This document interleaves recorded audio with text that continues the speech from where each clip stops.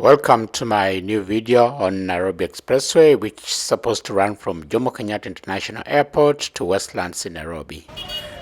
This is part of Westlands, and here's where the place where the road more or less ends. And it's the part that's actually built well. It's actually more or less 80% done. But the rest of the work has been a little slow. It's a lot of concrete slabs, concrete columns. Well, I just wonder why this concrete had to be built by people from China, Chinese parastatal firm. Uh, well, with a loan from the Chinese government.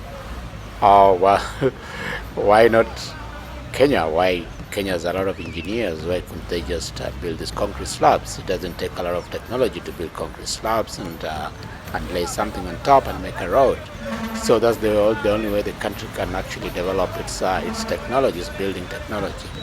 Well, that said, here's cement. What goes around that cement comes from China, laborers from China, managers from China, everything from China. Well, let's start at the airport first. To cut the long story short, now as we drive from the airport, I just arrived from out of the country, and from JKIA International Airport, I took Uber, and in this Uber, I'm traveling towards Nairobi. On my left side is the flat plain that's at the river, towards at the river. Nairobi is actually named after a Maasai word, Nairobi, the place of cool waters, because when the British were building the railway, they came after that river. They reached a place that was a little cool. It was a little this like water, Nairobi River and all that, and this became the place of cool waters, and it became the capital of the country, Kenya. All right, to your left you see all these plains, that the earthy plains, and we'll reach the national park, the Nairobi National Park on the left, which is very close. It's actually within the city, a park within a city. That's wonderful.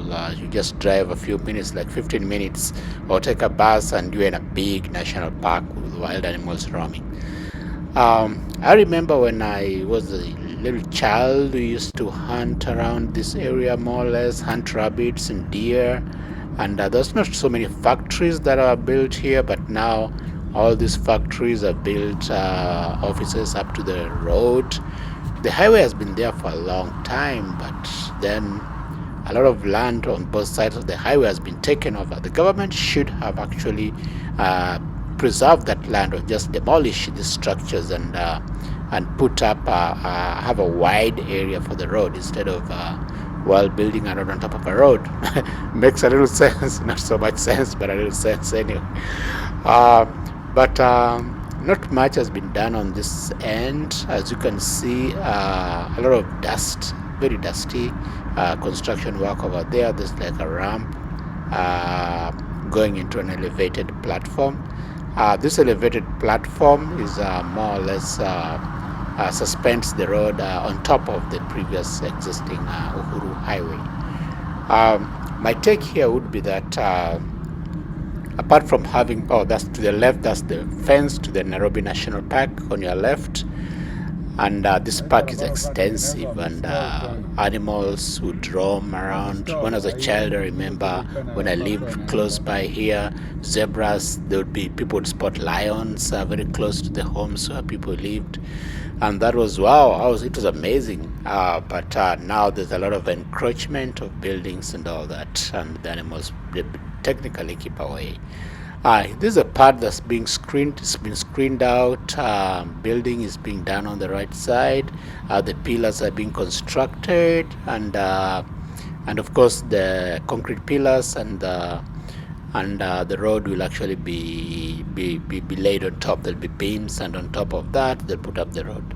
These residential areas to your left, Nairobi South B, South C area, a lot of public transport, Nissans and Toyotas and all these vans, which actually are the public transport.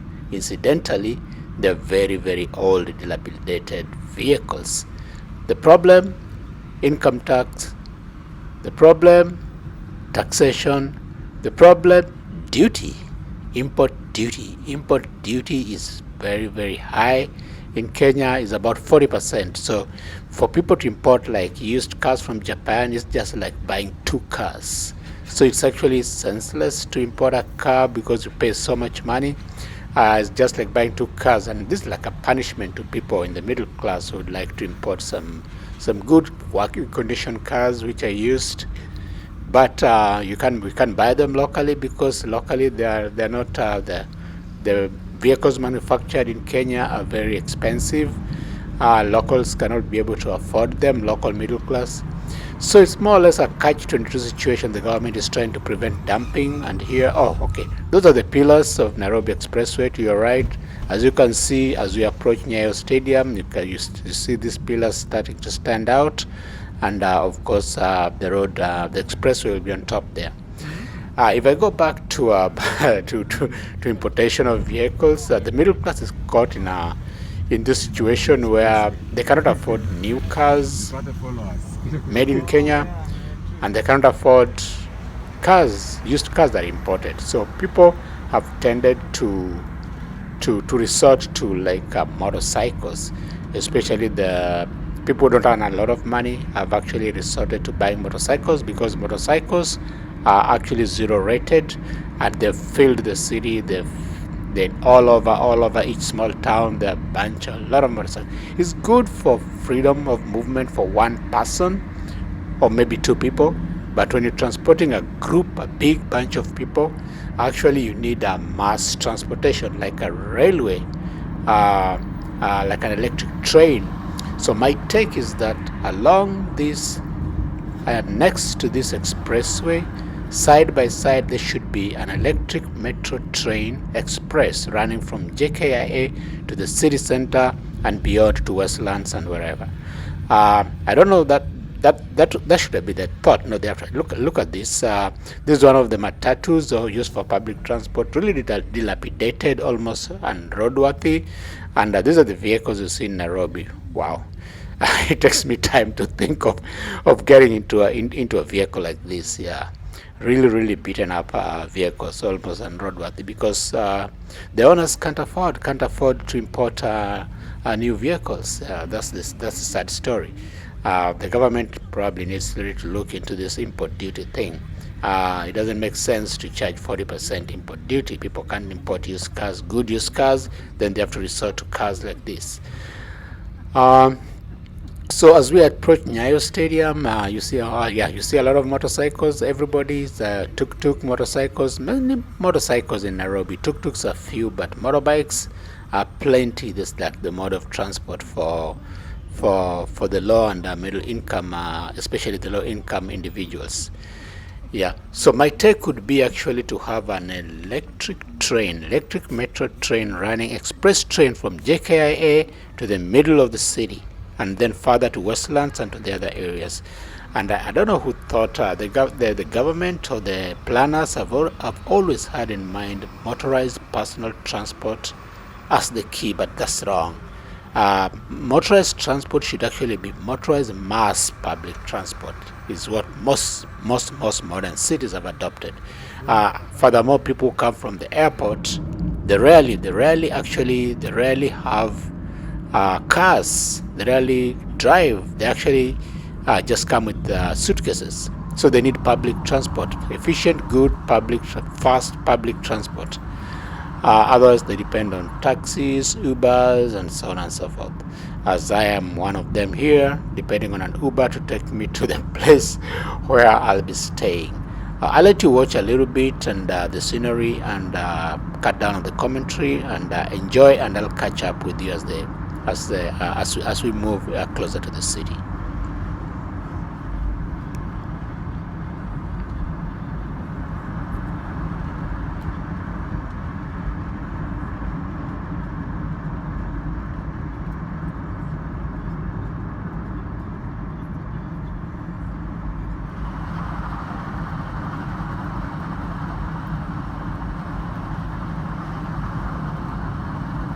Actually, just as you enter the city around Nyayo National Stadium, that's part of the park again. As you enter the city just around Nyayo National Stadium, the traffic jam had been terrible. I was here like a couple of years ago, and man, it just took me like an hour in a public van to get from a walking distance of about 20 minutes.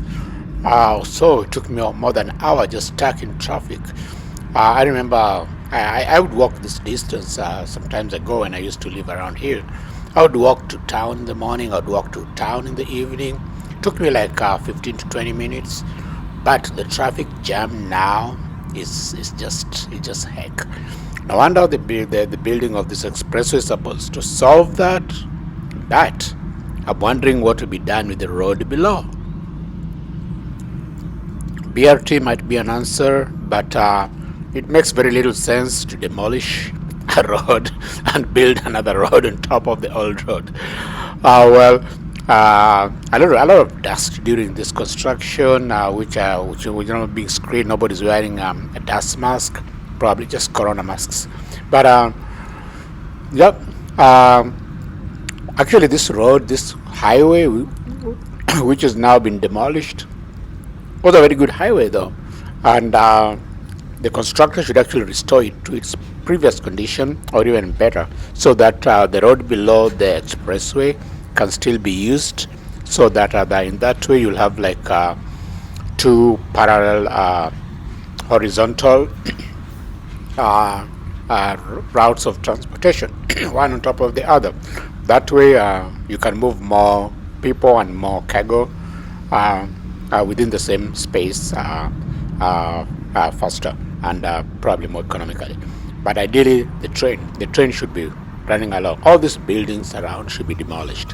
All these structures, factories that are very close by the road should actually go. And the road should be expanded so that there's more space for BRT, there's more space for the railway. That embankment. In many countries, if land is being used for a public utility or something to benefit the public, then the government simply takes the land and gives compensation. Normal compensation, not inflated compensation like happens in Kenya, incidentally, but just a normal market rate rational compensation for the owners of the land, and then they move and buy land elsewhere or get land elsewhere. So that has been a big problem in Kenya in terms of road expansion, even with the BRT, that there's still little room, and the government is not strong enough, is not bold enough to demolish all the structures along the road. They're not able to just do it compensate the people, but then just create the space, because this is like a road reserve. When people build so close by the road, that road can never expand. Years go by, 10 years, 20 years, and more vehicles, and you don't have space even to improve your transport, which is absurd. And that's the folly of Nairobi, in that there's a lot of encroachment towards the rivers, towards the roads, and the most efficient roads, especially expressways or highways, should actually move on a straight line, very straight line. That way, even the trains can move very, very fast when they move on a straight line, and that will actually necessitate demolishing of a lot of the structures that are by the roadside, so that the space can be expanded for public transport and for public use. Yeah, and that's again the tuk-tuk, the motorcycle, the matatu, mode of transportation, as we see here again. Just the video, I think I shot an extra clip of that. Motorcycles are very plenty in Nairobi. The problem is people don't follow traffic lights, and it becomes some kind of chaos. When everybody's in a hurry, people don't stop at red lights, and sometimes the motorbikes are going the wrong direction, dodging in between cars and all that. While motorbikes are actually like a luxury in other high-income countries, here motorbikes are actually a necessity, almost mimicking the Asian situation, uh, uh, with uh, with tuk-tuks and motorbikes and mopeds and scooters, and that's the direction more or less Kenya is heading.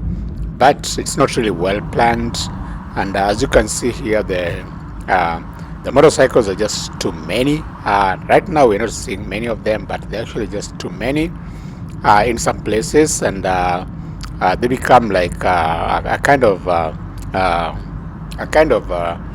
almost a kind of I could say a kind of a hazard to the riders and to the people being carried by the riders, because safety precautions are not really taken into a lot of consideration by the motorcycle riders and the people who are being carried. So again, this is still part of the area as we enter into the city. This is the like the eastern part of the city as we enter into the Nairobi city. Uh, Nairobi was called the Green City in the Sun because it was green and it had a lot of sunshine. The weather in Nairobi is interesting because it's like constantly around 72 Fahrenheit to 76 Fahrenheit around there. So it's pretty never too cold, never too warm. It's just like nice weather, and there are so many mosquitoes. Malaria is not common in Nairobi. It's common in the coastal and the lake region, where there's more hot and humid. But Nairobi being slightly on a higher plateau and having that temperature actually doesn't have a lot of malaria. Although mosquitoes will buzz you around, but malaria is not very, very common, although it can be there, but it's not very common. All right, there's public transport again, the matatu culture. These vans are owned by individuals, but then they serve as a public mode of transportation. So as you can see, there's a lot of also personal vehicles. People who have managed to buy from importers and take loans to buy this, and sometimes it really weighs down on you. You have to repay the loan and all that, SACCO loans, cooperative loans, and all that. Yeah, and that's for the people who can afford. The bulk of the people who cannot afford, who live in informal settlements and in the estates, just depend on the public transport, on the public matatus, and sometimes it's a little hard when they go on strike and people can go to work. People have to walk long distance and all that. So really, something really needs to be done. It needs to be planned pretty well, and the government needs to flex a little muscle and demolish a lot of these structures by the roadside so that they can actually expand the roads, expand the areas for the BRT, get like a corridor for the railways to run side by side by the road. In most countries, you find that the metro train will actually run parallel to the roads, and they're very straight, very straight lines along a very, very straight line. And being within the city, intercity, and be it, it's actually more efficient to go on a straight line, so long as the terrain allows it. Yeah. So this is one of the bridges that's over Uhuru Highway. This one may not be demolished. The express highway will pass on top, and the other road, the normal Uhuru Highway, will be below, and then the bridge will be somewhere in between there. Footbridge. Well, it's built, but not. I can say it's not really well built, and I can just wonder that Kenya produces a lot of engineers, and why do you need to get people from China to come and build this concrete slabs for you? It just beats. It just beats sense that people are trained for 4 years in universities, and then just putting up concrete and steel to make a pillar or a column cannot be done by local people. The military, the National Youth Service, all these people staying in camps, and this there. It can be. The manpower is there that can be utilized. The government parastatals, which are concerned, or the government agencies, just need to buy the equipment and get all this construction done locally and not by China.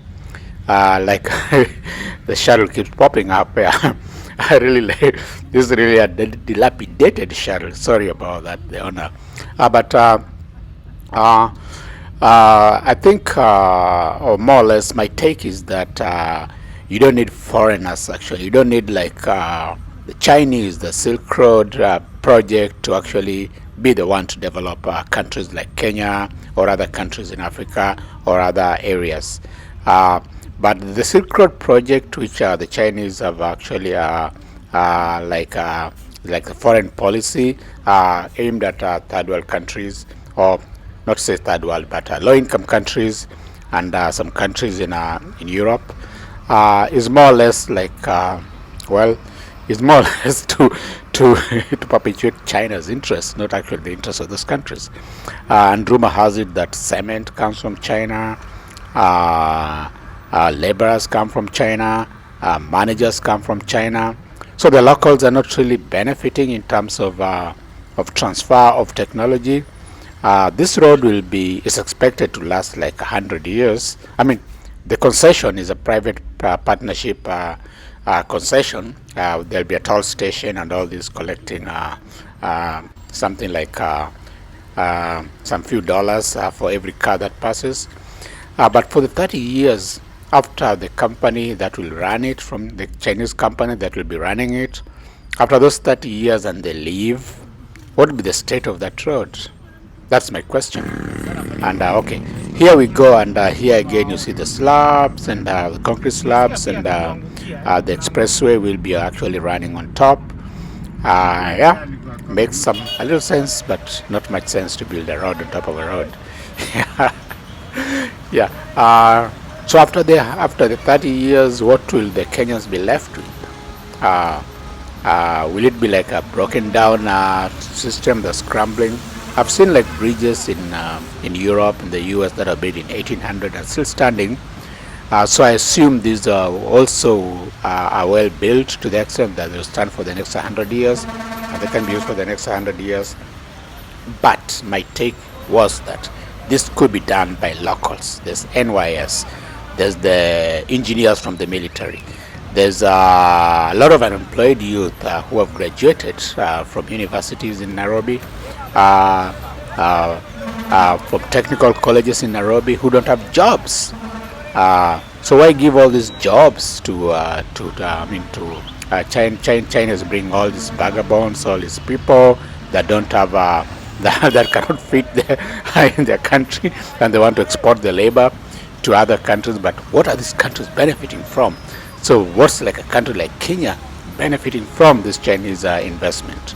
That's the question. That's a big question. Whether it's really a right decision, or it should have been done by locals. My take is that all this marvel should actually have been done by locals. So here you see the area around Nyayo Stadium.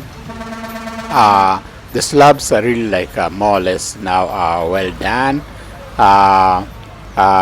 Here we go actually into Westlands. This is actually Westlands, and we are going towards the place where the road ends, more or less.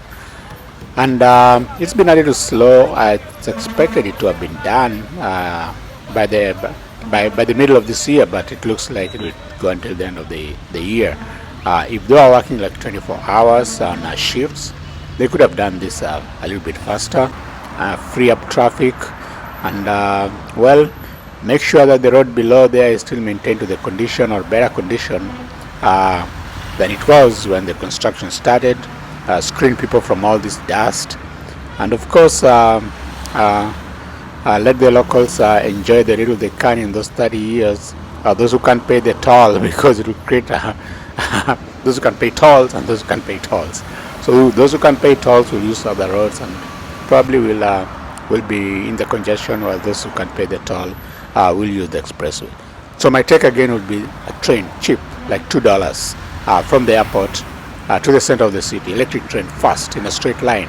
And that's why a corridor should be created, a transport corridor should be created, whether you demolish structures or whatever, should be created there for that particular purpose, and for other road constructions and other railway and electric constructions, railway and electric train constructions. So again, this is Westlands, and where they're finishing up the road, and I'll let you just have a look at what's going on.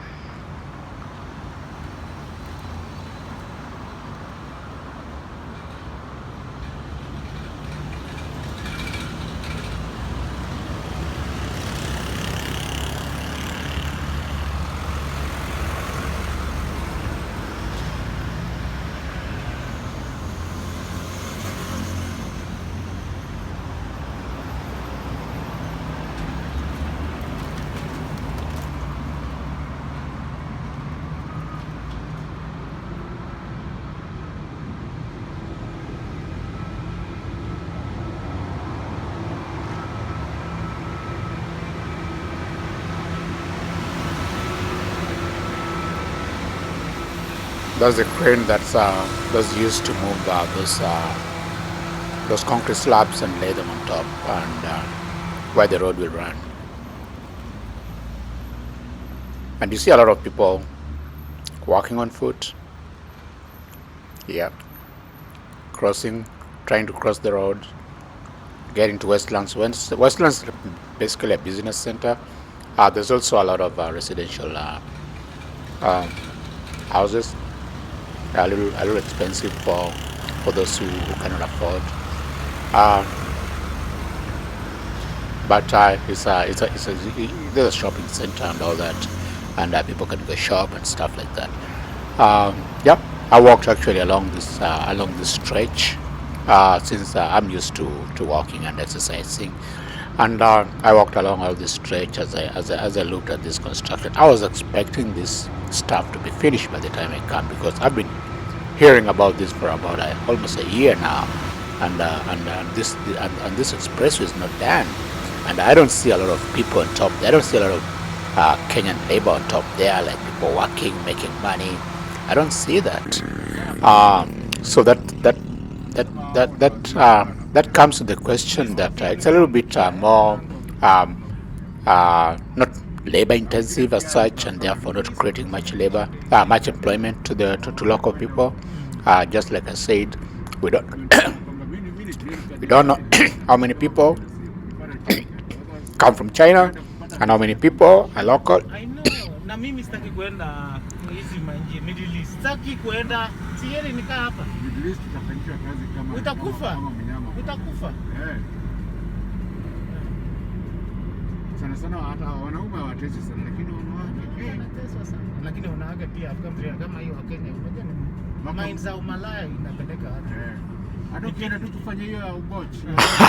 That's a conversation between me and the Uber driver about working in the Middle East, and how Kenyan ladies are being turned into more or less slaves, sex slaves, house slaves, to work for the Middle Eastern Arabs, and I think that's just sad in this 21st century.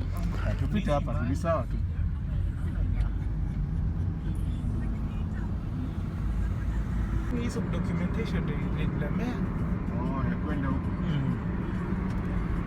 Documentation kwamba mimi green card ni bahati nilipata. Kama bahati nasibu. Nilipata green card. Sasa kwenda kupata visa na kwamba shida sana. I know. Na mimi sitaki kwenda hizi manji Middle East. Sitaki kwenda. Sieri nikaa hapa. Middle East utafanyishwa kazi kama utakufa. Utakufa. Sana hata wanaume hawatesi sana, lakini wanawake wanateswa sana. Lakini wanawake pia kama hiyo wa Kenya, unajua ni mind za umalaya inapeleka hata. Hata ukienda tu kufanya hiyo uboch whatever. Unalala na huyo mtu. I know. Unalala na mtoto wake, unalala na bibi yake. Can you imagine that? Can you imagine? Na ukikataa unapigwa. Si unajua kama mnyama. Anakuteza juu after all unanga hauna mahali pa kwenda. Tupita hapa. Ni sawa tupite hapa ni sawa tu.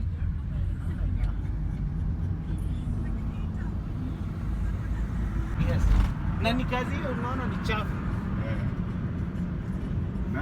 Nai sasa. Endelea kuongea. So, si mbaya kufanya kazi. It is allowed. As far as bado unaishi. then unafaa ulipe. Huko usipofanya, unajua huko hata uombe mtu $10 hata kupatia. Yes. Na ni kazi hiyo unaona ni chafu. Naye sasa napiga video. Endelea kuongea. So, si mbaya kufanya kazi. It is allowed. As far as bado unaishi, then unafaa ulipe. Huko usipofanya, unajua huko hata uombe mtu $10 hata kupatia. There's a conversation between me and the Uber driver about my experiences in the US and what I've heard about the Middle East. In the US, people really work hard, and this omba business of getting handouts is not there in the US. People don't just give anybody money. You work for your own money, and that's what I was telling you. Okay, guys, subscribe to the channel, and you can watch more of this. Thank you.